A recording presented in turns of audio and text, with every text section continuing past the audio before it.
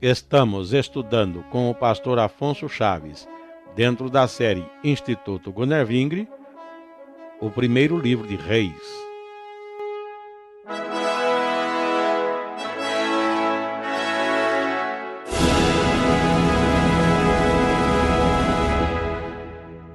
Estamos na continuação do nosso estudo no primeiro livro de Reis, no propósito de livro após livro estudarmos toda a Bíblia Sagrada.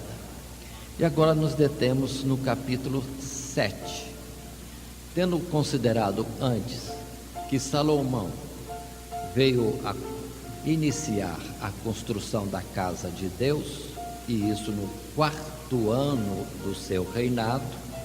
O capítulo ainda 6 diz que isso foi concluído em 7 anos e alguns meses. Muito bem. No capítulo 7 que entramos agora, vem outras informações, como por exemplo o verso 1 diz: porém, a sua casa, a casa de Salomão, edificou Salomão em 13 anos e acabou toda a sua obra. Paremos um pouco.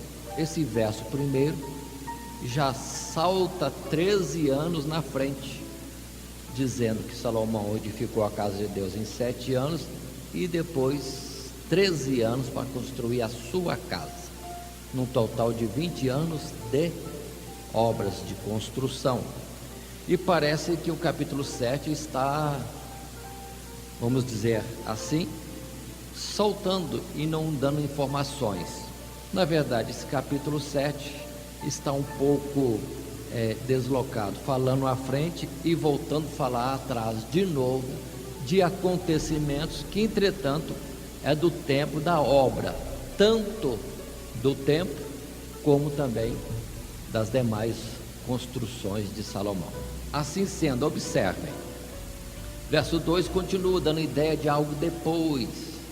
Também edificou a casa do bosque do Líbano.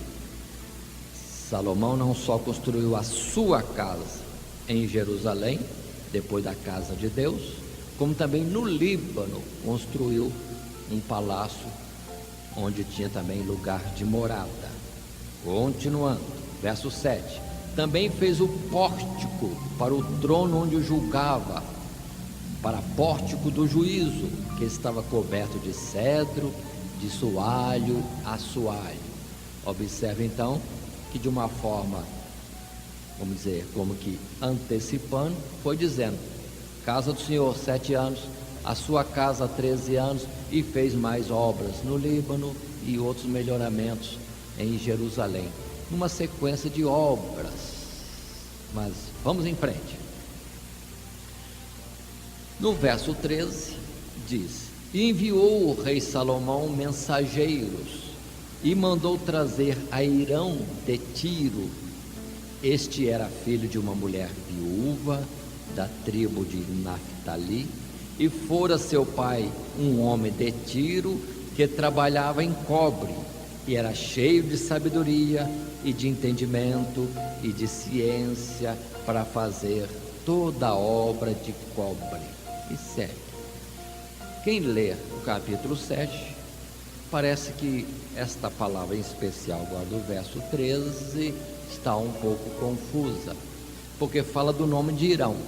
É porque temos o nome Hirão, rei de Tiro, aquele que entrou numa aliança com Salomão para fornecer madeira do Líbano e recebia trigo e azeite como pagamento.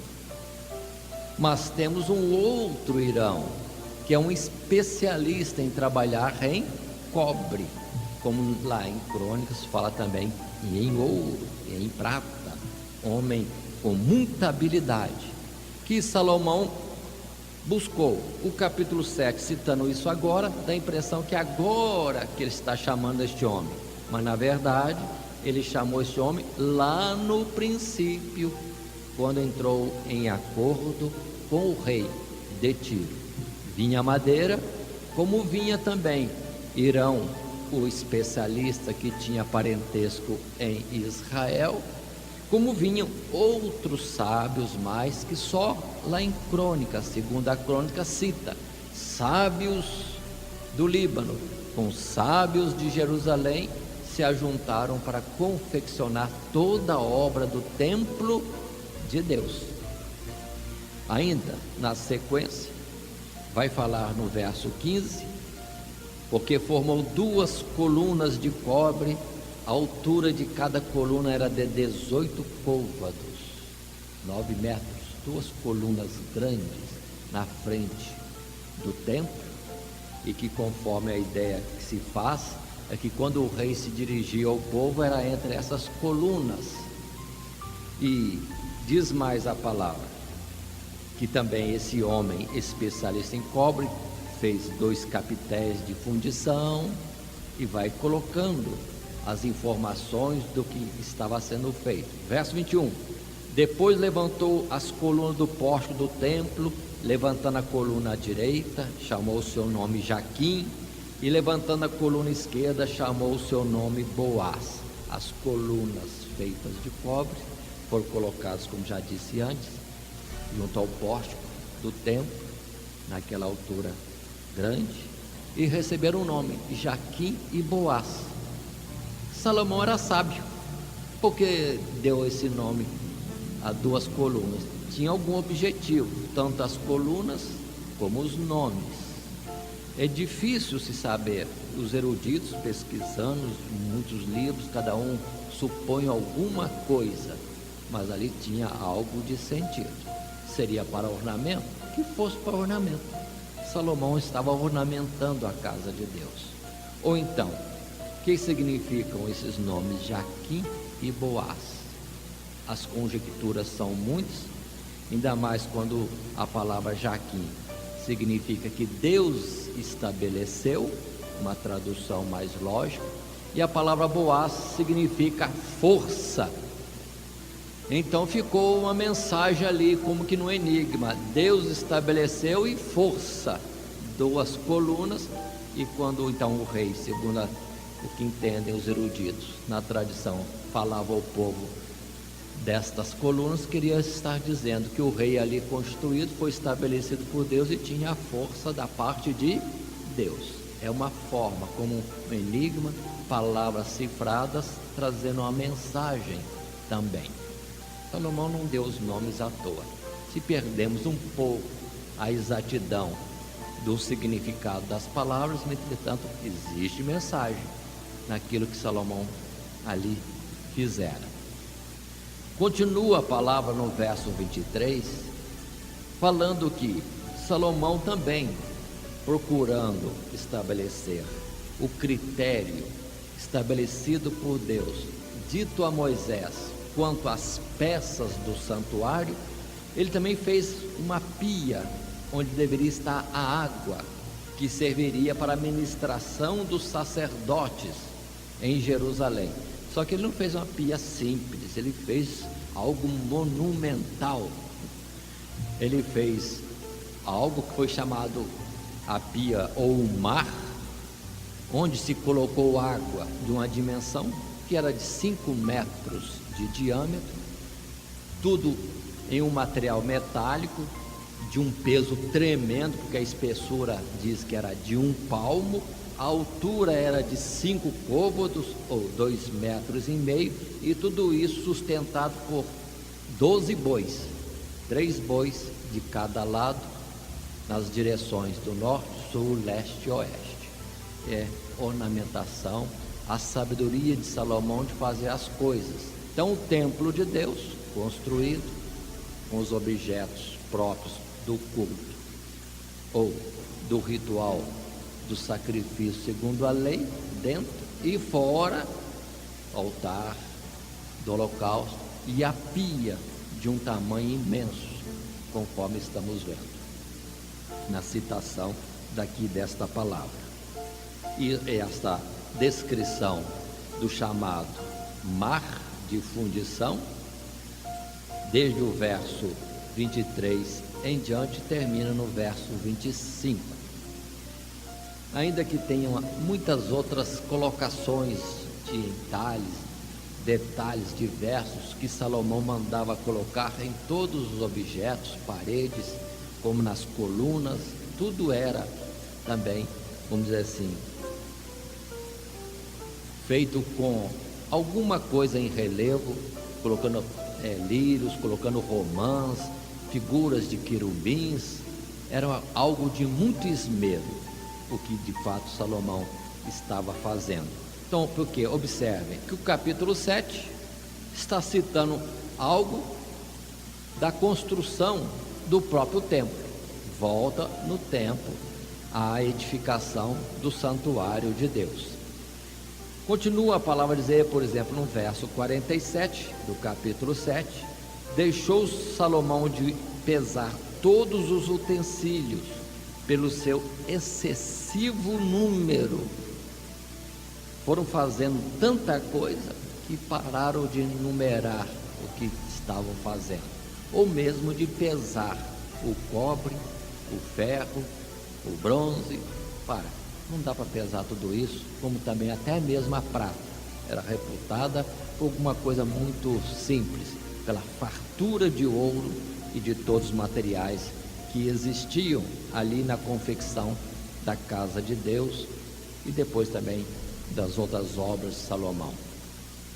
Muito bem, observem, para quem analisa as coisas de Levítico ou de Êxodo, o verso 48 diz para nós: também fez Salomão todos os utensílios que convinham à casa do Senhor, o altar de ouro e a mesa de ouro, sobre a qual estavam os pães da proposição e os castiçais à direita, 5 à direita e 5 à esquerda, diante do oráculo de ouro finíssimo, e as flores e as lâmpadas e os espervitadores também de ouro. Paremos. Observe que Salomão ousou mudar algumas coisas, mas sem faltar com a essência da mensagem. Quando o santuário foi feito por Moisés, por exemplo, a arca consistia daquele baú de madeira revestido de ouro, com outros detalhes mais, e isso coberto com o propiciatório, que é uma peça de ouro, uma peça só de ouro, onde estava a própria cobertura da arca da aliança, e ali também, na mesma peça de ouro, os querubins, que estavam com que prostrados em adoração a Deus. E conforme já vimos na citação da aula anterior, do nosso estudo anterior, Salomão teve a ousadia de fazer os querubins enormes, conforme vimos, de 5 metros só a sua estatura, com envergadura também grande, e isso mostrando que ele ousou, na sua imaginação, criar alguma coisa maior, diferente da letra da descrição de Êxodo. Como os castiçais, lá em Êxodo, o castiçal era uma peça só, e observe que uma peça só, com 7 ramos, com 7 lâmpadas, abastecidas por azeite, tudo de ouro. E Salomão já fez mais, fez 10, 5 à direita, 5 à esquerda, e Salomão foi aumentando algumas coisas, mas observe que isso não muda a essência da mensagem de Deus. Cada castiçal com as suas 7 lâmpadas, o número 7 é resguardado, mostrando a totalidade daqueles que são luz, representando a igreja no santuário de Deus.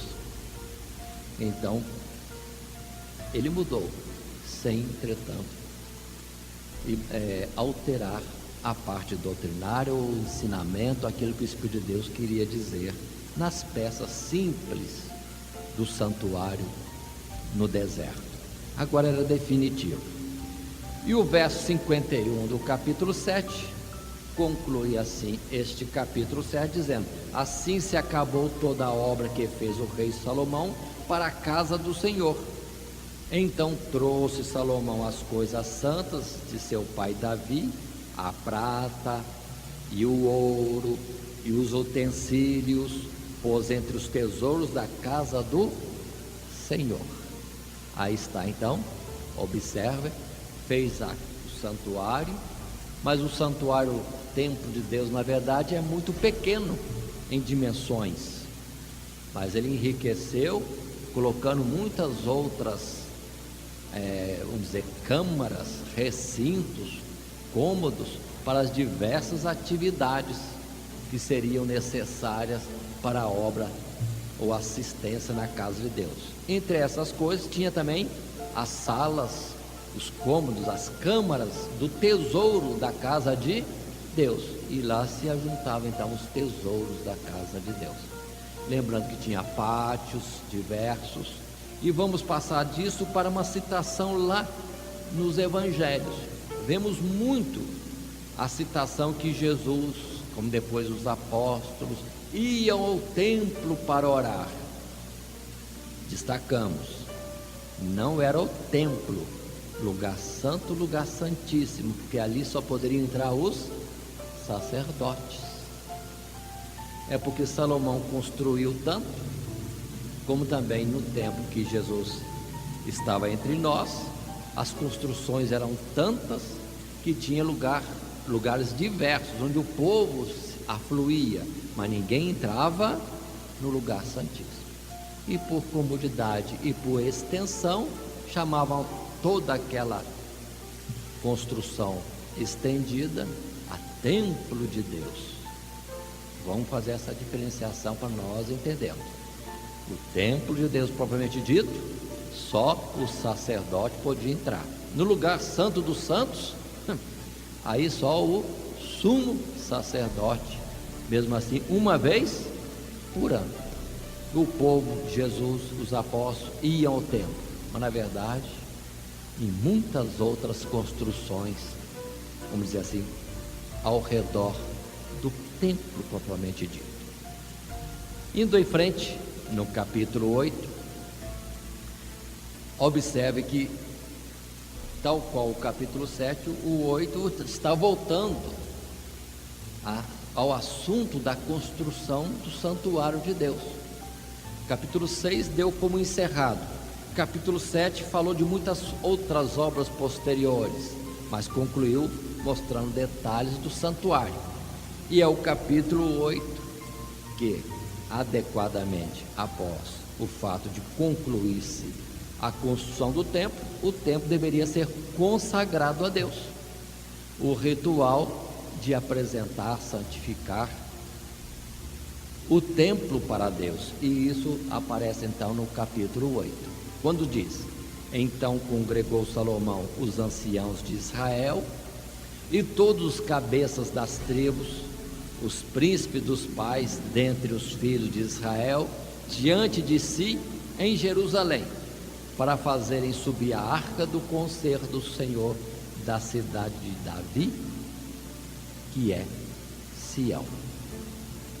Pronto, agora sim, ajunta-se todo o povo de Israel e vamos inaugurar a casa de Deus para o ofício das coisas de Deus. Verso 3 diz: e vieram todos os anciãos de Israel e os sacerdotes, alçaram a arca. Observe que a arca estava ainda no santuário provisório que Davi fez. E segue o verso 4: e trouxeram a arca do Senhor para cima, e o tabernáculo da congregação, juntamente com todos os utensílios sagrados que havia no tabernáculo. Assim os trouxeram para cima os sacerdotes e os levitas. Verso 6: assim trouxeram os sacerdotes a arca do concerto do Senhor ao seu lugar, ao oráculo da casa, entre aspas, lugar santíssimo, até debaixo das asas dos querubins, porque os querubins estendiam as asas sobre o lugar da arca e cobriam a arca. E segue informações.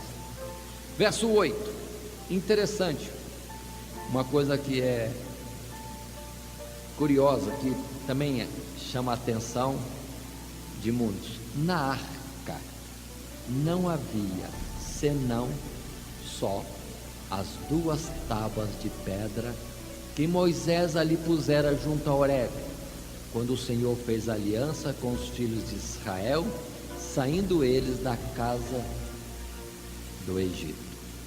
O que é que deveria estar na arca?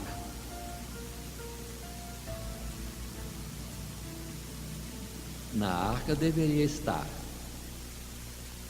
o maná, um utensílio, um vasilhame adequado com o maná. Não está mais. Deveria estar a vara de Arão, que deu folhas, que deu frutos. Também não está. O livro da lei também não está. Só ficou o que está escrito aqui: na arca nada havia senão as 2 tábuas de pedra com a lei de Deus, escrita pelo dedo de Deus.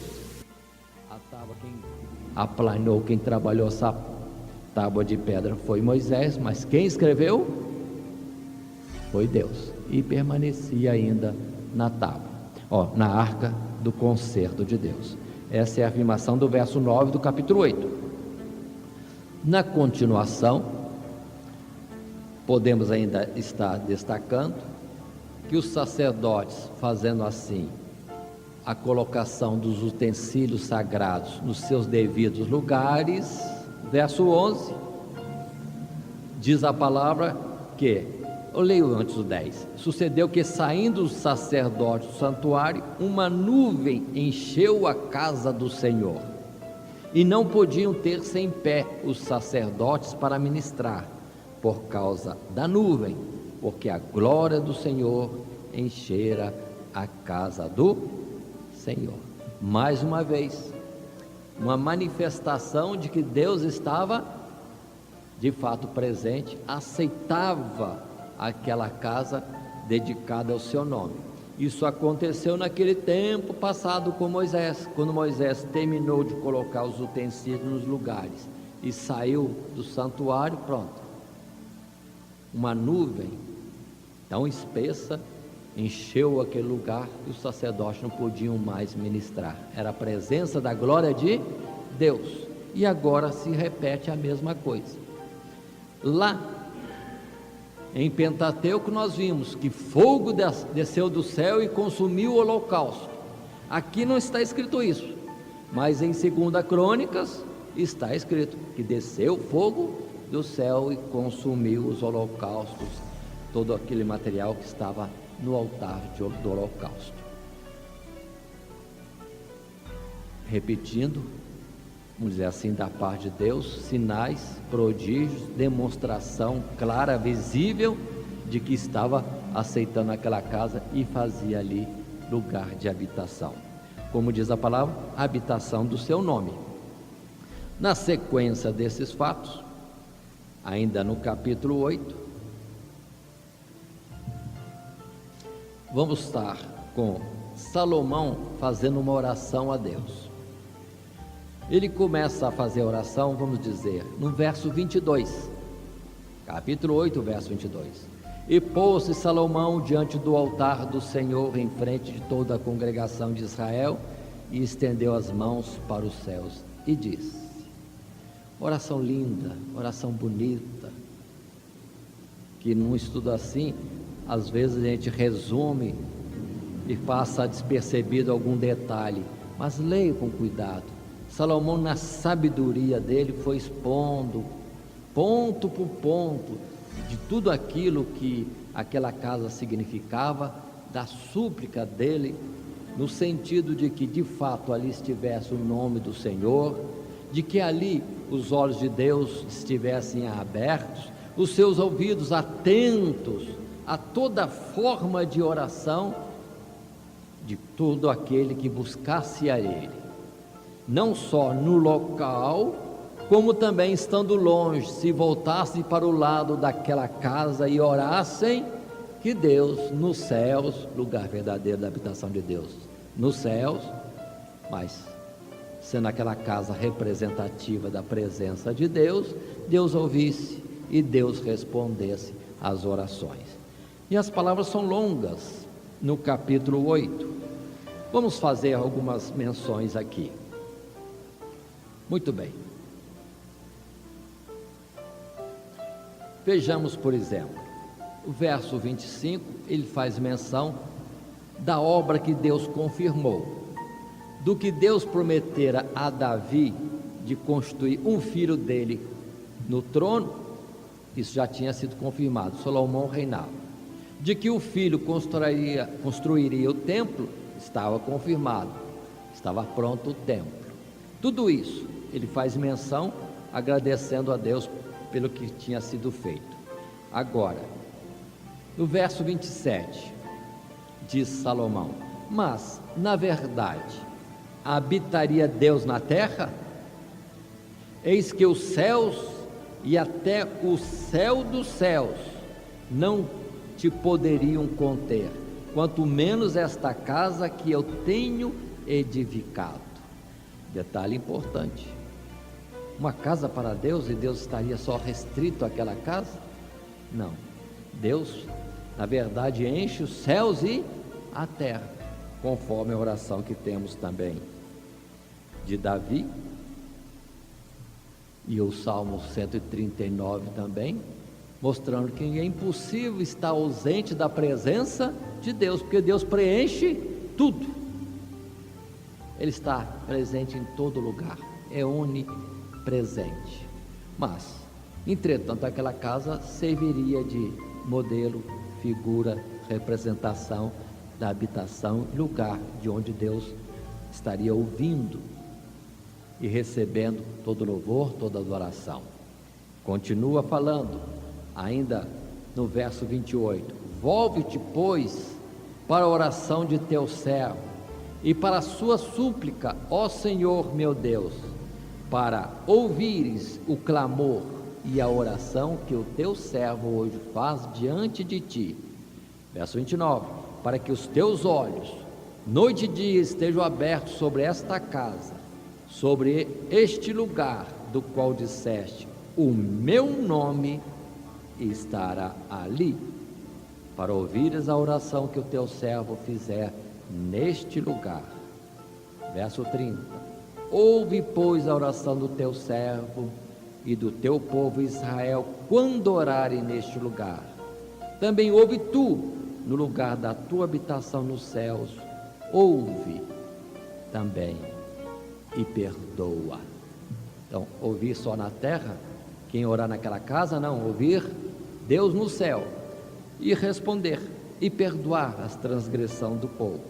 E Salomão estende, como disse antes, a sua oração, e apresentando situações diversas que poderiam acontecer, mas que Deus tivesse em conta cada uma das situações possíveis, de todo aquele que tivesse a atenção voltada para buscar a Ele, Deus de Israel, e Deus ouvisse, e Deus respondesse, e Deus contemplasse tudo isso. Assim, observem, por exemplo, que ele diz no verso 31, quando alguém pecar contra o seu próximo, qualquer questão que houver entre pessoas, e houver um juízo a ser estabelecido entre pessoas, e aquilo se trouxer diante dele, Deus, naquela casa, que Deus julgue, e traça a palavra de inocência para o inocente, e haja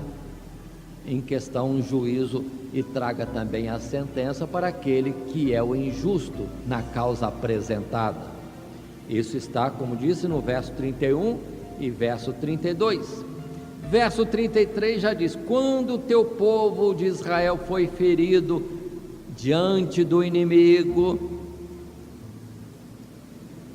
guerra, o povo, na verdade, peca contra Deus, e Deus não dá vitória na batalha. Entretanto, que Deus também se lembre, quando o povo se converter, tendo pecado e tendo perdido a batalha, estando em dificuldades, e confessarem o seu pecado e buscarem o Senhor, que o Senhor ouça e perdoe também, e faça com que o povo esteja na sua casa e não seja levado para longe. Verso 35, outra vez, quando os céus se cerrarem e não houver chuva por terem pecado contra ti. E segue palavras no verso 35. E Salomão apresenta o verso 36. Ouve tu então nos céus e perdoa o pecado de teus servos. Continua a palavra, ensinando-lhes o bom caminho em que andem, e dá chuva na terra que deste ao teu povo em herança. Verso 37, outra vez, outra situação. Quando houver fome na terra, quando houver peste, quando houver queima de searas, ferrugem, gafanhotos, pulgão, e vai citando Salomão várias situações adversas ao povo de Israel. De novo, Salomão diz, e o povo orar e confessar, reconhecendo os seus pecados, e estender a mão para esta casa, lá do alto céu o Senhor ouve e perdoa ao povo. Observe, e vai Salomão apresentando situações e situações. Verso 41, quero destacar: Deus é salvador, Deus é benigno, Deus opera a misericórdia não para com o povo de Israel somente, mas também para qualquer estrangeiro. E Salomão apresenta isso no verso 41, dizendo: e também ouve ao estrangeiro que não for do teu povo de Israel, porém vier de terras remotas, por amor do teu nome, ouve nos céus, acendo a tua habitação, diz o verso 43, e faze conforme tudo que o estrangeiro a te clamar, a fim de que todos os povos da terra conheçam o teu nome, para te temerem como o teu povo de Israel, e para saberem que o teu nome é invocado sobre esta casa que tenho edificado. O estrangeiro clamando, que Deus responda, para fazer notório de que Deus é Deus em Jerusalém, e ouve a oração de todo aquele que a Ele invoca, aquele que busca nele o socorro ou uma solução. Observem esta expressão, como é bonito isso, no sentido de a misericórdia de Deus estendida, e de que o nome de Deus seria estendido por todos os povos. Não é propriedade exclusiva de Israel, como alguns pensam que Deus é Deus exclusivo dos judeus. Não, Deus, afinal, Ele fez os céus e a terra e tudo aquilo que eles contêm. Deus é Deus sobre tudo. Muito bem.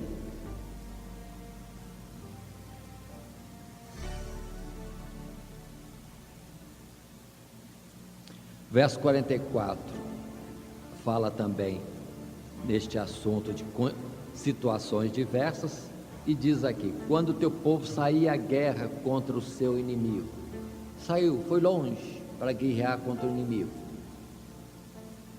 mas o povo lá na guerra, distante, se voltar para a banda daquela casa, para Jerusalém, que Deus ouça a oração do povo de Israel que está em guerra, e também vem em socorro do povo, se o coloca. Observe que isso se repete também no verso 46, citando a situação do povo vir a pecar contra Deus, e no castigo de Deus para com o povo ir a cativeiro, que Deus lembre-se, quando no cativeiro o povo arrependido se voltar para a banda, para o lado daquela casa, para Jerusalém, e clamar: Deus, ouça do alto céus e responde a oração. Aqui está uma coisa que Salomão colocou, e que depois vemos que era algo comum na vida de Daniel. Daniel orava 3 vezes ao dia no cativeiro, lá longe de Israel, mas segundo essa palavra ele voltava para o lado de Jerusalém e orava. Tinha uma janela para aquele lado, para ele estar orando na direção de Jerusalém. Agora observe, os irmãos, isso era materialmente. A cidade, o templo, figuras do verdadeiro céu pelo que Jesus já disse, daquela forma em João capítulo 4, a mulher samaritana. Deus é Espírito e procura aqueles que o adoram em verdade e em Espírito. Quem estiver em qualquer lugar e orar a Deus com verdade e em Espírito, pode saber, está como que voltado para Jerusalém, não geograficamente, mas espiritualmente ele está voltado para o templo de Deus nos céus. Ainda mais que entendamos o Salmo quando diz que todo aquele que busca a Deus espiritualmente está entrando em Jerusalém.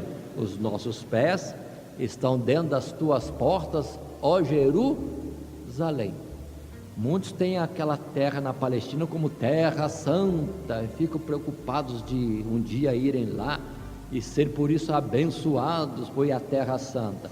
Olha, pode ser bom uma viagem lá, é bom para a história, é bom para algum testemunho, é bom para ver com olhos os lugares da história do passado, mas Jerusalém, que é terra santa, a gente pode ver daqui mesmo e pode entrar agora, nesse instante, nesta cidade, no sentido espiritual. Continua e estende mais esse ponto também. Onde estiver o Senhor, disse a palavra, aí estará também o seu servo.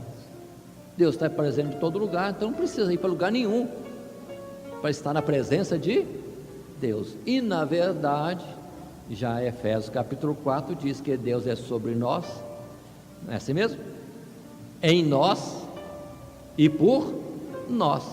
Não precisa ir a lugar nenhum para servir a Deus, é só estar em verdade, servindo ao Senhor, amando ao Senhor, cumprindo os seus mandamentos, já está na presença dele. Continuemos. A oração segue-se até o verso 53, 54, então Salomão levanta-se e vai então dirigir-se ao povo. E dirigindo-se ao povo, verso 56 a 60, exalta o nome do Senhor, faz menção de algumas palavras, algumas atenções que ele espera que Deus venha a agir, guardando Israel para servi-lo em todo o tempo. Como disse, os versos 56 ao verso 60. Outras palavras de Salomão, mas não compondo a oração, mas dirigindo seu povo. Por exemplo, o verso 56, bendito seja o Senhor, que deu repouso ao povo de Israel, segundo tudo o que disse. 57, o Senhor nosso Deus seja conosco, como foi com nossos pais, e não nos desampare, e não nos deixe. Verso 58 é importante, inclinando assim o nosso coração para andar em todos os seus caminhos. Verso 59, e que estas minhas palavras com que supliquei perante o Senhor estejam perto diante do Senhor nosso Deus, de dia e de noite. Verso 60, para que todos os povos da terra saibam que o Senhor é Deus e que não há outro. Outra vez relembro a palavra de Isaías, quando a palavra diz, olhai para mim e sereis salvos vós, todos os confins da terra. E no outro lugar diz, todo aquele que invocar o nome do Senhor, será salvo. Então não há fronteiras naquilo que se diz respeito às coisas de Deus. Está aberto o acesso ao Senhor, ainda mais agora quando Jesus nos é dado. Pelo que destaca um particular, muitos leem João capítulo 1, quando diz o Evangelho, de que veio para o que era seu e os seus não o receberam, e muitos só se detêm aos judeus, veio para os judeus, que não, o Senhor veio para toda a humanidade. Por isso que no capítulo 3 Jesus diz, Deus amou o mundo de tal maneira, não é só o judeu que é dele, toda a humanidade é dele, ele veio para o que era seu, mas a humanidade nem todos o têm recebido. Continuando ainda, verso 64 do capítulo 8, Temos ainda Salomão naquele ato da santificação, da inauguração do templo, e vemos citações interessantes que eram lógicas para o ato que estava sendo feito. No mesmo dia santificou o rei o meio do átrio que estava diante da casa do Senhor, porquanto ali prepararam os holocaustos e as ofertas com a gordura dos sacrifícios pacíficos, porque o altar de cobre que estava diante da face do Senhor era muito pequeno, para nele caberem os holocaustos e as ofertas e a gordura dos sacrifícios pacíficos. Eram milhares de animais sacrificados, e tudo aquilo para ser levado inteiro ou por partes ao altar de cobre não era possível, pelo que Salomão estendeu a área de queimar os holocaustos também para o átrio, mas diz a palavra que ele santificou aquele pátio em torno da casa de Deus, para toda aquela área ser também local de se apresentar os holocaustos e sacrifício a Deus, porque a quantidade era enorme. Temos o verso que fala de milhares de animais, tanto de gado de maior porte como de menor porte, que era levado ao Senhor naquele dia da inauguração, da consagração do templo que Salomão fez ali em Jerusalém. Continuando mais um pouco, diz a palavra no verso mais à frente, verso 65, de que a festa durou 14 dias. 14 dias de festa. Fizeram 7 dias de festas, depois mais 7 dias de festas na inauguração do templo. E assim conclui o capítulo 8, falando tão somente da construção e também da santificação do santuário de Deus na cidade de Jerusalém. Avançando no nosso estudo, capítulo 9, segue outros detalhes da vida de Salomão. A palavra diz, no verso 1, sucedeu, pois, que acabando Salomão de edificar a casa do Senhor e a casa do rei, e todo o desejo de Salomão que lhe veio à vontade fazer, paremos, fazer uma pausa. Quando nós lemos Eclesiastes, em Eclesiastes nós temos citações outras, que Salomão foi fazendo tudo aquilo que lhe veio na cabeça para fazer. Foram muitas e muitas construções, porque ele também se dedicou, vamos dizer assim, à lavoura, fez jardins e foi trabalhando em tudo isso. Vou adiantar um ponto ao citar assim, que naquela ocasião Salomão fez, construiu com muita sabedoria, com muita riqueza, tudo o que fez, que teve vontade de fazer, mas depois ele parou e disse: vaidade da vaidade e aflição de espírito. Fiz tanta coisa magnífica, mas quem sabe quem virá depois de mim? Se será sábio para manter isso ou fica a reticência. Salomão fez tudo o que quis, teve sabedoria para isso, teve riqueza para isso, teve mão de obra suficiente para tudo isso, mas depois contemplou e disse: vaidade das vaidades e aflição de espírito. O que acontecerá depois de mim? Assim, irmãos, tudo que nós fizermos neste mundo não terá duração. Na verdade, devemos ter o cuidado de que tenhamos a prioridade, ou demos a prioridade para aquilo que tenha duração na eternidade, que Jesus disse: entesourai nos céus, porque lá o sucessor nosso não destrói. Lá no céu traça não entra. Lá no céu podemos armazenar tesouros, porque não vai ter ladrão. Portanto, fica essa observação que Salomão falou de tudo isso. E lembremos que eram toneladas e toneladas de ouro aplicado em tudo. fora a madeira especial, as pedras preciosas, etc, etc, que o nosso conhecimento e a realidade dos dias de hoje, nós vemos uma pedra preciosa, é coisa raríssima de vermos. Mas avancemos um pouco mais.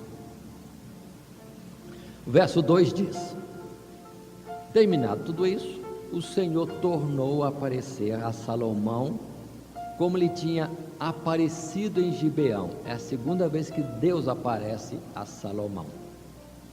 E o Senhor lhe disse, verso 3: ouvi a tua oração e a tua súplica, que, suplicando, fizeste perante mim. Santifiquei a casa que edificastes, a fim de pôr ali o meu nome para sempre. E os meus olhos e o meu coração estarão ali todos os dias. Observe, Deus respondendo a oração que Salomão tinha feito. Antes de eu passar à frente, aqui vai mudar o assunto. Deus vai parar de falar desse assunto sobre a casa e vai falar do particular de Salomão. Mas lá em 2 Crônicas, na palavra que lá está escrito que Deus falou, Deus vai repetindo as palavras de Salomão. Ele disse, como falando assim: quando o inimigo, quando vier a peste, quando não chover, quando estiver em cativeiro, ali em 2 Crônica vai colocando, eu vou ouvir, eu vou responder, como que Deus respondendo a Salomão, item por item da sua oração. Aqui neste caso estaria então resumido. Mas continuando, verso 4, Deus volta a falar, agora dirigindo-se a Salomão, precisamente, questão pessoal, e diz: se tu andares perante mim como andou Davi teu pai, com inteireza de coração, observe em particular, verso 5, então confirmarei o trono do teu reino sobre Israel para sempre, como falei acerca de Davi. Verso 6, porém se vós e vossos filhos de qualquer maneira vos apartardes de mim, continua o verso 6 mais na frente dizendo, mas fordes e servirdes a outros deuses, vos curvardes perante eles. Observe que Deus está chamando a atenção de Salomão, pedindo fidelidade em todo o tempo, e depois fidelidade da sua semente. Verso 7, se não forem fiéis, conforme terminou o verso 6, então destruirei Israel da terra que lhes dei, e a esta casa que santifiquei a meu nome lançarei longe da minha presença, e Israel será por ditado e motejo entre todos os povos, e desta casa que é tão exaltada, todo aquele que por ela passar, pasmará e assobiará e dirá, por que fez o Senhor assim a esta terra e a esta casa? E a resposta o mesmo Deus diz no verso 9, e dirão, porque deixaram o Senhor seu Deus, que tirou da terra do Egito seus pais, se apegaram a deuses alheios, e continua. Aí estamos, aqui já está a essência. Deus é para ser servido em verdade e em espírito. Aquilo que ali estava materialmente, Deus aceitava como figura, enquanto eles estivessem na presença de Deus. Mas afastando-se eles de Deus, Deus ia abandonar a cidade, a casa, e pronto. Ali de fato não é o lugar da sua morada. Mas entretanto, até a destruição de tudo aquilo seria notório em todos os povos, todos poderiam dizer que Deus se afastou dali, que Deus foi embora, deixou tudo em ruínas, porque o povo transgrediu e serviu a outros deuses. E observemos que hoje, lá em Jerusalém, não temos mais o templo, só ruínas, até o local que seria do templo de Deus, hoje está ali uma mesquita. para mostrar para todos os povos que Deus não está mais ali. Não é ali o lugar do seu nome. Se alguém não entendeu ainda que lá não é a Terra Santa, precisa entender. Por esse ato que Deus permitiu, tudo destruído e um culto, um Deus diferente do Deus de Abraão, Isaac e Jacó. É para olhar para cima, como disse Paulo, e pensar nas coisas que são de cima, onde Jesus está e de onde também virá. Continuemos à frente,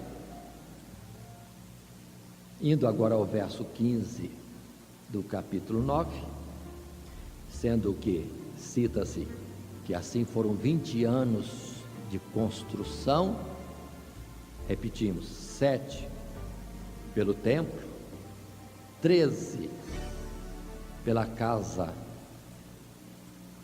em Jerusalém, casa do próprio Salomão.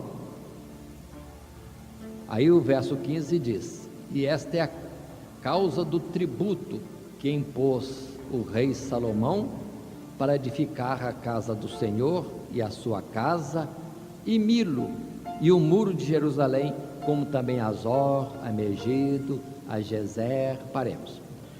De uma forma assim, mais abrupta, direta, ainda que a riqueza de Israel fosse grande, a riqueza que Davi deixou para seu filho Salomão fosse muito grande, ainda que muitas outras fontes de riquezas aparecessem, observe que Salomão foi se estendendo em obras e obras, que precisou criar tributo, imposto no meio do povo de Israel, para que mais recursos chegassem ao reino e ele continuasse a levar à frente as obras. E aqui diz que a causa do tributo ou do imposto que Salomão colocou sobre o povo, que era para edificar a casa do Senhor, mas a sua própria casa, que era em Jerusalém, a cidade de Milo, é ao norte de Jerusalém.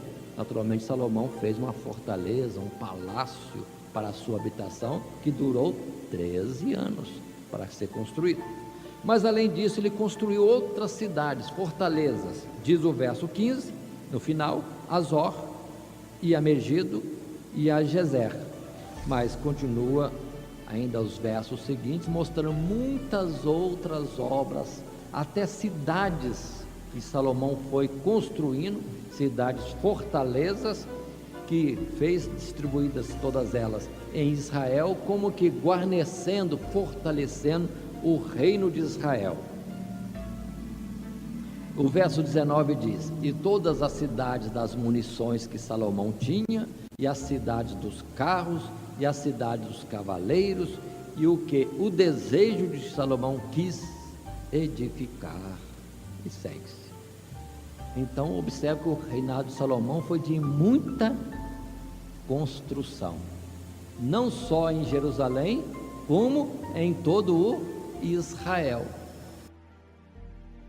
Pergunta: onde o templo de Jerusalém foi construído?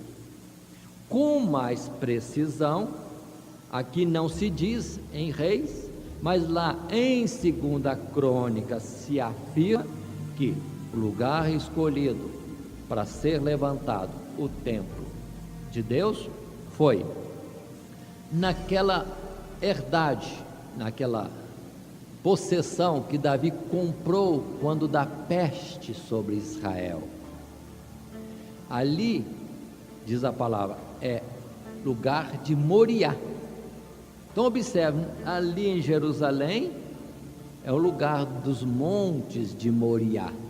Em um deles, no passado, Isaac ia ser oferecido. Ali, em algum lugar também do mesmo Moriá, é que o templo de Jerusalém é levantado.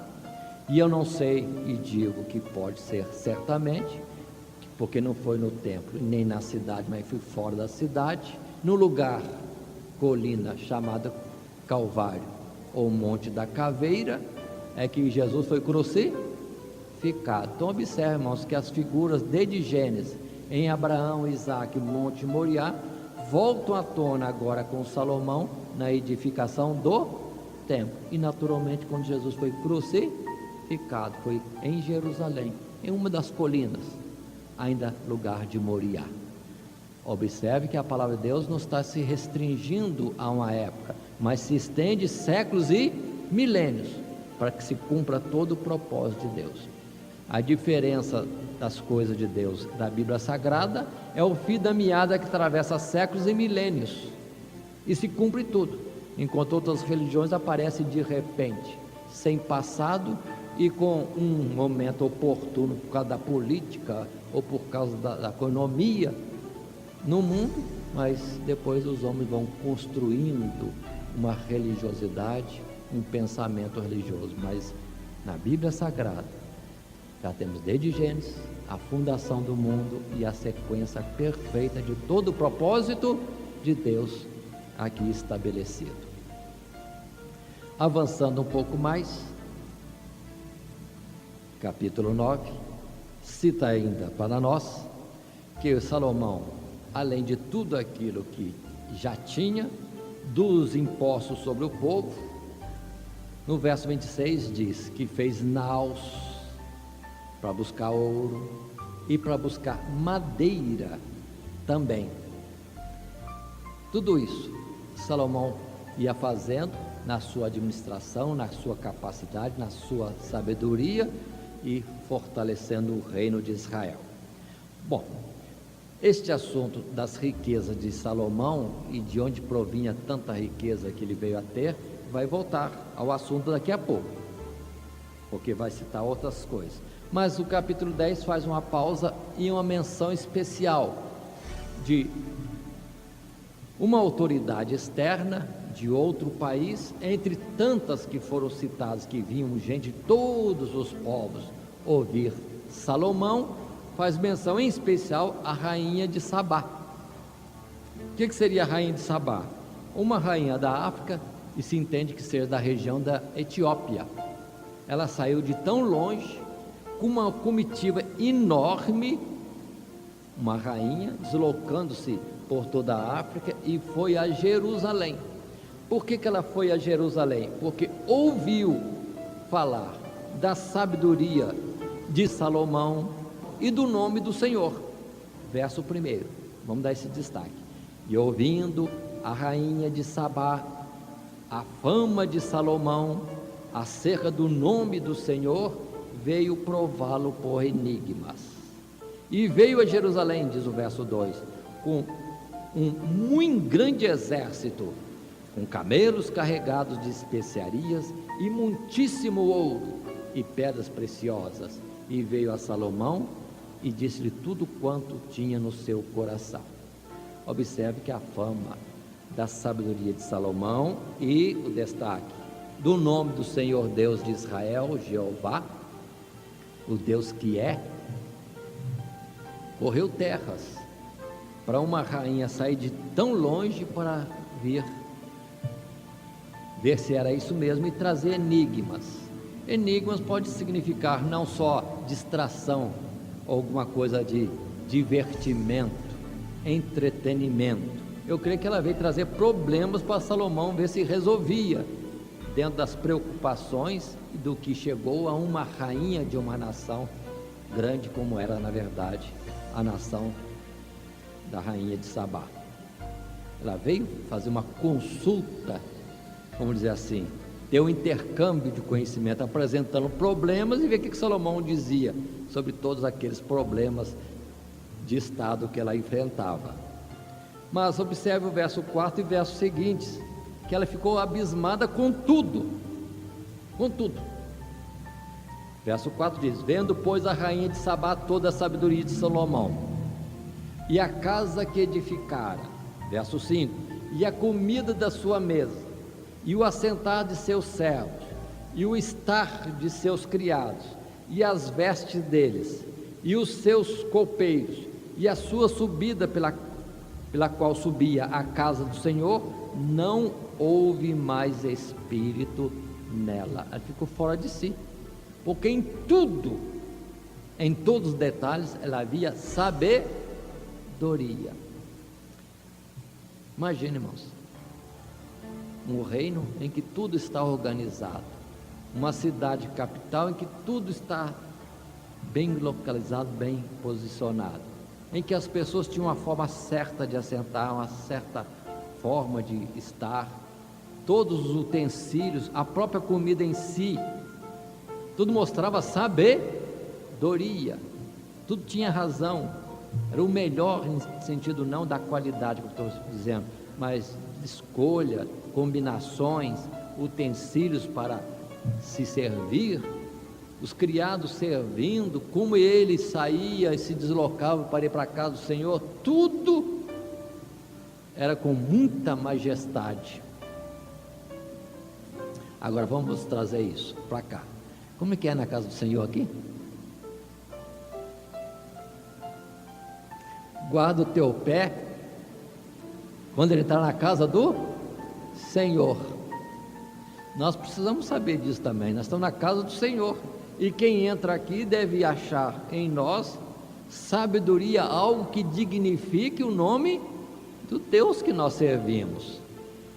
Observe como o negócio é mais sério. Então toda reverência na casa de Deus, e essa ideia de guardar o pé e ficar só no pé, tem que guardar tudo, o modo de andar, como se assentar, e vai para aí afora. Isso se estende nas vestes, em especial as senhoras que gostam de tamanquinho, que entram na casa do Senhor fazendo um barulho que chama a atenção de todo mundo, outras coisas mais. Tudo isso, na verdade, deveria ser com muito cuidado, que nós deveríamos entrar na presença de Deus, ao vir a casa de oração, porque a casa de Deus será chamada casa de oração. E não será que muita gente entra aqui e fica olhando para um lado para o outro, mas isso aqui é igreja mesmo? E depois desça e vai embora, fala assim, lá não volto não. Por quê? Não conseguiu ver Deus, não porque Deus não esteja presente, mas por aqueles que estavam no local. Mas observe que a rainha de Sabá viu em tudo sabedoria e ficou fora de si, e pôde então exaltar a Deus, porque diz a palavra assim, mais à frente, no verso 6, 7 e 8, e disse ao rei, foi verdade a palavra que ouvi na minha terra, das tuas coisas e da tua sabedoria, e eu não cria naquelas palavras até que vim, e os meus olhos o viram, e eis que me não disseram metade, sobrepujaste em sabedoria e bens a fama que ouvi. Verso 8, bem-aventurados os teus homens, bem-aventurados estes teus servos que estão sempre diante de ti, que ouvem a tua sabedoria. Bendito seja o Senhor teu Deus, que teve agrado de ti para te pôr no trono de Israel, porque o Senhor teu Deus ama Israel para sempre, por isso te estabeleceu rei para fazer juízo e justiça. Aí está, palavras da rainha de Sabá. Agora observe que Jesus usa esse fato aqui, né? A rainha de Sabá, uma terra distante, veio, deslocou-se com todo este aparato de gente e bens materiais para ir ouvir da sabedoria de Salomão. E Jesus disse, eis aqui quem é maior do que Salomão. E aqui ele ficou como modelo do quanto nós devemos nos desprender e avançar e esforçar nas coisas de Deus, porque Deus é maior do que tudo, do que tudo. Quantos fazem esforços tremendos por causa de um time de futebol, por causa de um artista, músico ou qualquer outro que seja, mas para a casa de Deus, para servir a Deus, para aparecer diante da casa de Deus, quantos parece que é tão difícil isso, mas era para a gente atravessar países e não medir distância nem horas para servir a Deus e estar na sua presença. Continua a palavra ainda a dizer, no capítulo 10, falando ainda da rainha de Sabá, verso também 10, e deu ao rei 120 talentos de ouro, Lembrando que o talento vale mais ou menos 30 quilos. E muitíssimas especiarias e pedras preciosas. Nunca veio especiaria em tanta abundância como a que a rainha de Sabá deu ao rei Salomão. Paremos. E aqui termina a história da rainha de Sabá. Nós vemos muitos filmes ditos evangélicos que vão estendendo a rainha de Sabá um pouquinho, daqui a pouco a rainha de Sabá está tendo até filho de Salomão. Não tem nada disso. Há muita mente fértil ou maliciosa, porque aqui termina o assunto da rainha de Sabá.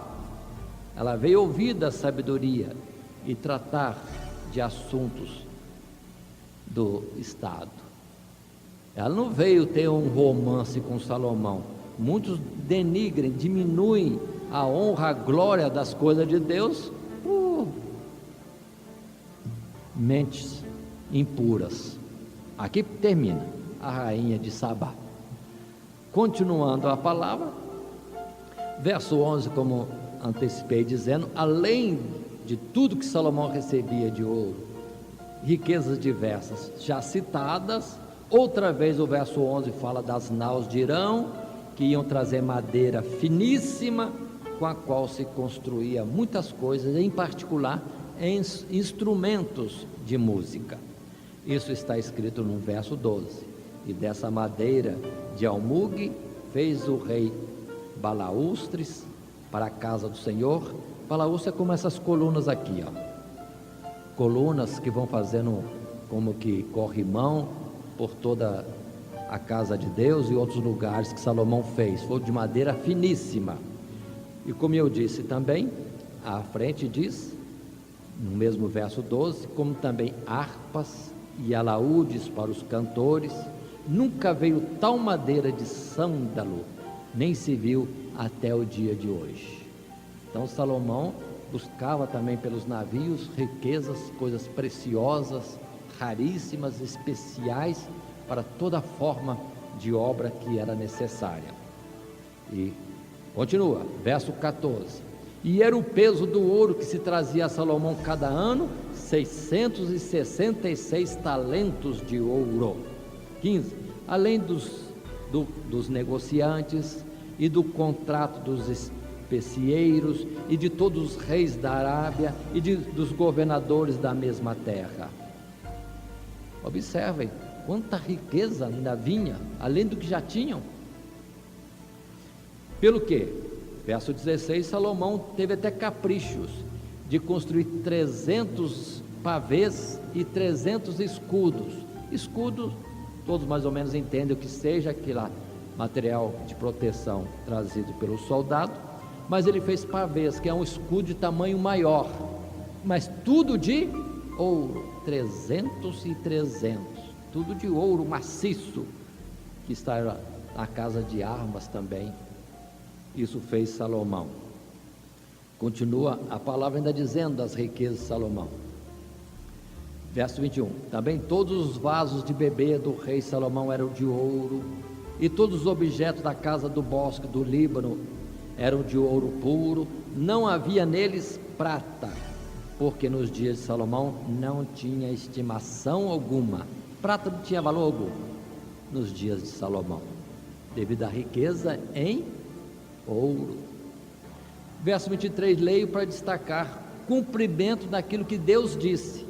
Assim o rei Salomão excedeu a todos os reis da terra, tanto em riquezas como em sabedoria. Confirmou o que Deus tinha dito: sabedoria qual nenhum outro, e riquezas. Tudo isso se confirmou. Poderíamos cessar de falar da riqueza de Salomão, mas a palavra ainda não acabou não, ainda tem mais riqueza chegando, porque diz no verso 24 e 25, e toda a terra buscava a face de Salomão para ouvir a sabedoria que Deus tinha posto no seu coração, e traziam cada um por seu presente vasos de prata, vasos de ouro, e vestes, e armaduras, e especiarias, e cavalos, e mulas, cada coisa de ano em ano. Então, já estava rico, continuava enriquecendo, e mais riqueza chegava no tempo de Salomão. Fala da multidão de cavalos que ele adquiria e de carros de guerra a preços exorbitantes, mas ele ia juntando todo este patrimônio em Israel. E chega por fim ao capítulo 11. Capítulo 11. Aqui a história muda um pouquinho. Ainda fala de Salomão, mas o tom bonito com que vínhamos considerando o registro das Sagradas Escrituras, capítulo 11 muda. E diz o primeiro verso: e o rei Salomão amou muitas mulheres estranhas, e isso além da filha de Faraó, moabitas, amonitas, edomitas, sidônias e etéias, das nações de que o Senhor tinha dito aos filhos de Israel: não entrareis a elas, e elas não entrarão a vós. De outra maneira perverterão o vosso coração para seguirdes os seus deuses. Uma palavra, um mandamento dado por Deus, no qual Salomão não se guardou. Foi casando com tudo quanto é tipo de mulher, até das nações que Deus tinha trazido restrição. Se não bastasse isso, termina a palavra do verso 2 dizendo: a estas se uniu Salomão com amor. Então ele estava bem inclinado a tanta variedade de mulheres.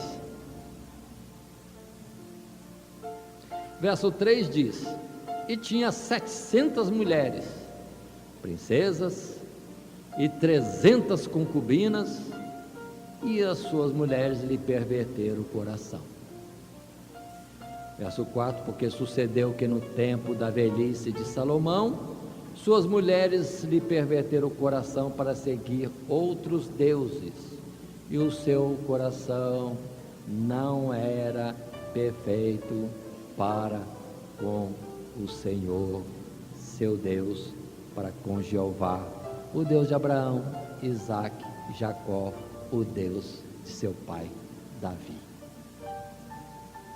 Essas palavras não estão escritas aqui, mas para nós destacarmos. Deus observou seu coração, já não era mais o mesmo. Verso 5 vai dizer: porque Salomão andou em seguimento de Astarote, deus dos sidônios, e em seguimento de Milcom, a abominação dos amonitas. Verso 6: assim fez Salomão o que era mal aos olhos do Senhor, e não perseverou em seguir ao Senhor como Davi, seu pai. Paremos um pouquinho. Como é que está hoje? Hoje os crentes não casam mais com quem não é crente, né? Aprenderam a lição? O mandamento de Deus continua o mesmo. Paulo cita, ou temos outras citações nas Sagradas Escrituras que se resumem: o casamento é algo sério, muito sério, e todo aquele que segue ao Senhor, que é Israel no sentido espiritual, o mandamento continua: não se unir a mulheres que não servem a Deus, e vice-versa, não se unir a outros homens, as mulheres que são crentes, a homens que não servem a Deus. E quantos ficam desesperados na casa do Senhor por um casamento e vai, se não acho aqui, vai qualquer um mesmo. E engano-se a si mesmo, dizendo: não, mas eu vou levar para a igreja, vai se converter o Senhor. E qual é o resultado? Que ainda continuamos tendo na casa de Deus moços e moças que não acham o companheiro ou a companheira aqui dentro, vão buscar lá fora, daqui a pouco, ele que era crente deixa de ser que nem Salomão. Por isso que essa palavra é importante, porque depois, mais à frente, no decorrer dos anos seguintes, vamos ver outras citações em que o povo de Israel está apavorado com um casamento estranho. Por que os crentes hoje não ficam apavorados com casamento com pessoas estranhas? E se iludem. A ordem de Deus permanece. Para construir uma nossa família, ou aqueles que serão os nossos descendentes, tem que ser escolhido adequado. Deus deve indicar, para que haja bênção na nossa descendência, e não aconteça de nós mesmos, ou já na geração seguinte, que eu vou mostrar daqui a pouco, que isso vai acontecer, perde-se tudo que fizemos para Deus se perde. Mas, além de Salomão se inclinar aos deuses estranhos, o verso 7 vai agravar. E então edificou Salomão um alto a Quemós, a abominação dos moabitas, sobre o monte que está diante de Jerusalém, e a Moloque, a abominação dos filhos de Amon. Não só se inclinou diante de deuses estranhos, como também, usando da riqueza e da sabedoria que Deus lhe deu, fez lugares de culto a deuses estranhos em Jerusalém. Olha como é que é grave.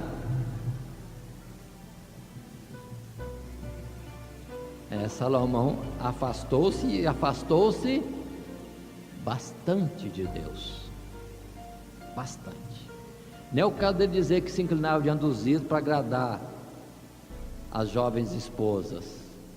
Não, se inclinou e atentou de fazer casas para os deuses estranhos. Agora imagine que profanação, como é que Deus deve ter ficado irritado, porque eu entendo que isso, na verdade, foi uma vergonha para Deus. O homem sábio que fez a casa para o Deus real, fez casa também para o outro Deus. Então, ele está dizendo, na sua sabedoria, que o Deus primeiro que ele construiu, tinha um parzinho que é o outro lá, tinha um igual. É muito grave, muito grave, o que Salomão fez, gravíssimo demais. E a palavra depois vai cobrar. Deus lhe falou 2 vezes, ele não guardou a palavra. Deus não só falou, apareceu a ele 2 vezes, e ele não guardou o mandamento que Deus lhe falou pessoalmente, lhe aparecendo 2 vezes. Pelo que verso 9 diz, o Senhor se indignou contra Salomão. Deus determina um mal sobre Israel, só que Deus também é comedido, é moderado. Deus considera, pondera, vou trazer o castigo agora, vou destruir Salomão, aí Deus fala, mas e a promessa que eu fiz a Davi? E por isso, o que reteve Deus trazer já um castigo pela gravidade da falta de Salomão, Deus diz, não no seu tempo, mas no tempo do seu filho, certamente, eu vou tirar o reino da sua mão, vou rasgar Israel da mão de Salomão, não dele, mas na sua descendência. Mas entretanto Deus falou que levantaria inimigos para Salomão ainda em vida, e assim diz a palavra no verso 14 do capítulo 11, levantou pois o Senhor a Salomão um adversário, não, mas na verdade 3.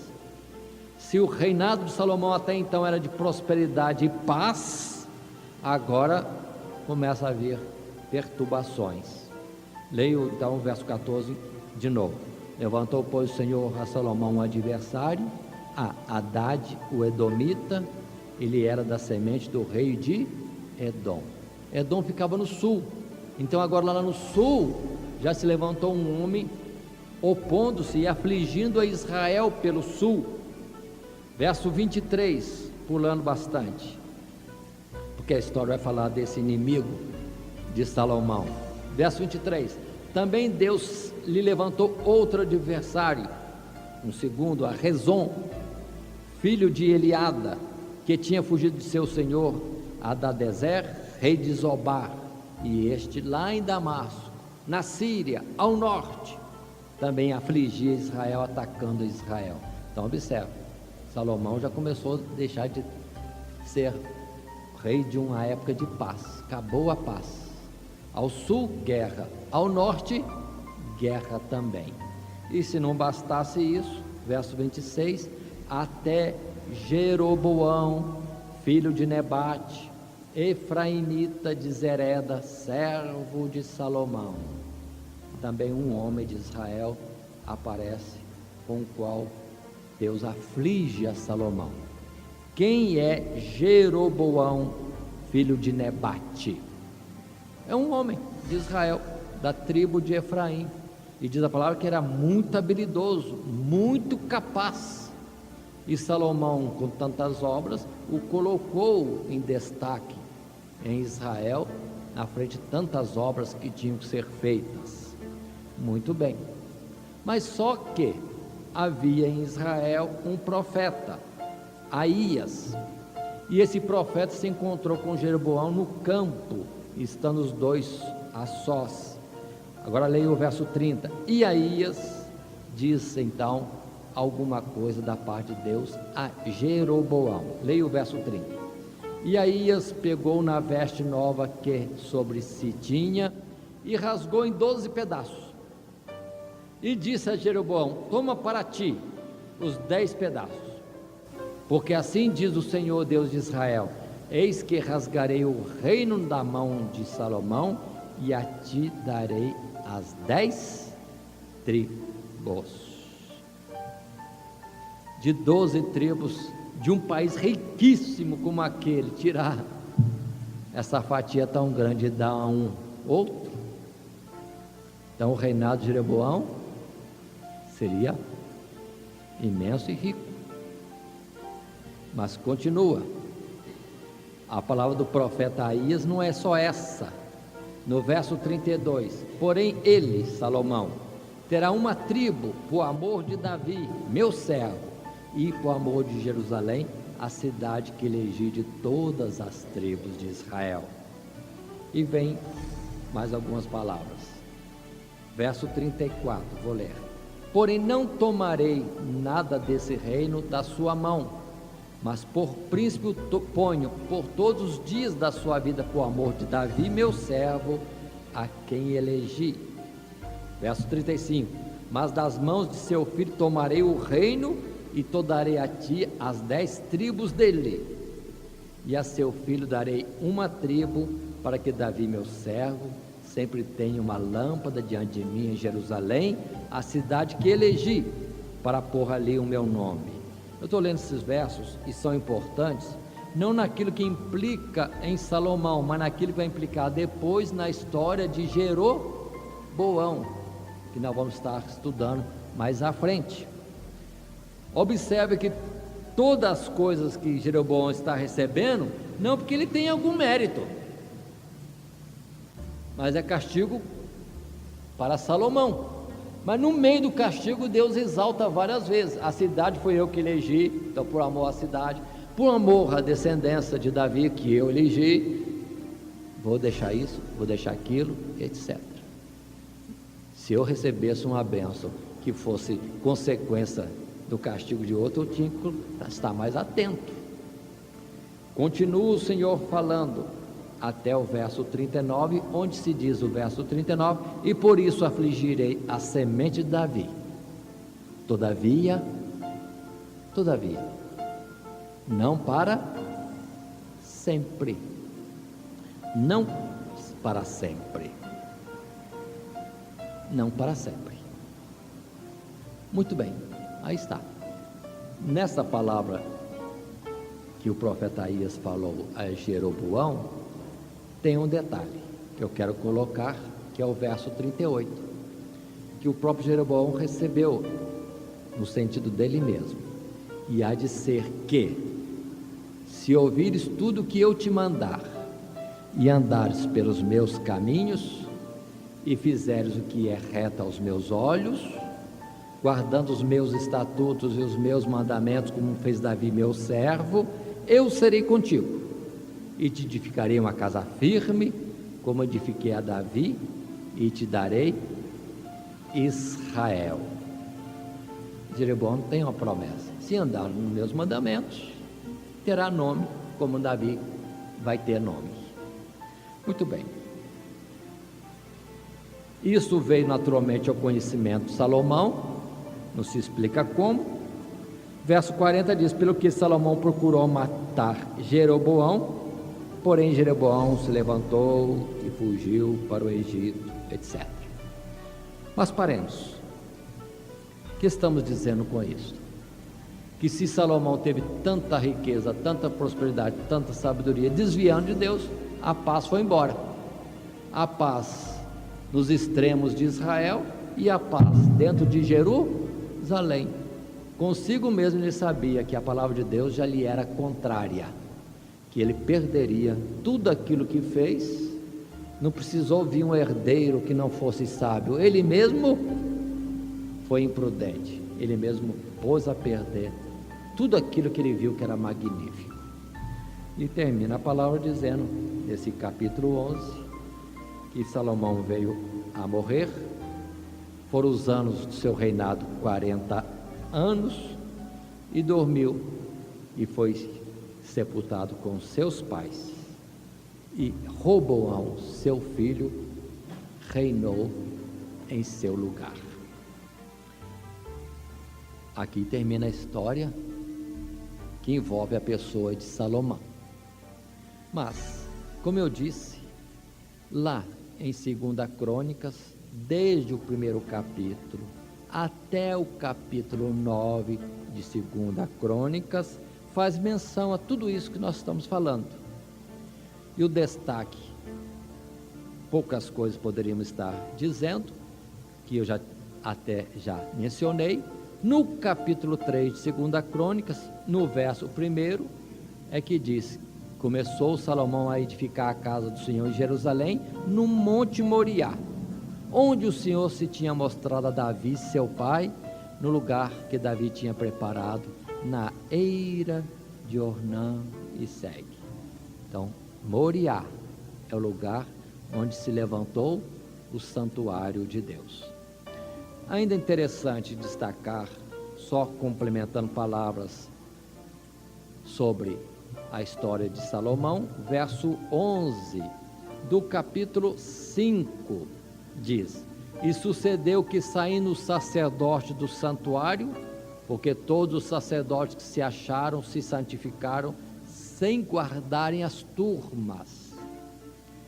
Não somente se estendeu os holocaustos para o átrio externo, por causa da quantidade de ofertas que vinham ao santuário, como também foi preciso que toda aquela multidão incontável de sacerdotes estivesse nativa. Se Davi colocou turnos, agora acabou o turno, todo mundo venha, porque tem serviço bastante para todos. O verso 12 faz menção, em 2 Crônicas, capítulo 5, que ainda eram vivos Asaf, Emã e Junduntum, aqueles 3 líderes na parte de louvor. Eles, seus filhos e seus irmãos, todos estavam ali na inauguração e na santificação do santuário, estavam presentes. Mas isso só obtemos informação no livro de 2 Crônicas. Lá em Reis não falou sobre isso. O que mais? Verso 13 achei bonito e realço, quando diz: e quando eles uniformemente tocavam as trombetas e cantavam para fazer ouvir uma só voz. Aí continua: então a casa se encheu de uma nuvem. A presença de Deus se fazendo quando os louvores se elevaram em meio ao povo, em especial entre aqueles a quem cabia o toque dos instrumentos e também o cântico. O detalhe, o cântico em que todos cantando, no tempo de Davi o coral era de 4.000 vozes, todos deviam cantar para que se ouvisse uma voz. Aí está um detalhe dos conjuntos, já está em um ensinamento. Não adianta o pessoal cantar fazendo um monte de vozes, todo mundo aparecendo, que no final não se entende o que está sendo dito. Tem que haver harmonia, a sequência direitinho, as entradas certas, para que haja uma só voz dos muitos que cantam. Na verdade, há variedade de vozes, pode criar harmonia, mas não pode perder o entendimento da mensagem que é proferida no cântico. Aqui esse detalhe também no verso 13 do capítulo 5. É o capítulo 7, verso 1 de 2 Crônicas, que vai dizer que Salomão acabou de orar e desceu fogo e consumiu o holocausto e os sacrifícios, e a glória do Senhor encheu a casa. É no capítulo 7, na sequência, que vemos Deus respondendo a Salomão com mais detalhes do que citado em 1 Reis. Somente essas observações, o que estudamos em 1 Reis, nos primeiros capítulos até o capítulo 11, no reinado de Salomão, em 2 Crônicas, está desde o primeiro capítulo até o capítulo 9. E aqui interrompemos nosso estudo para retornarmos na próxima oportunidade no capítulo 12 de 1 Reis. Que Deus nos abençoe em Cristo Jesus. Amém.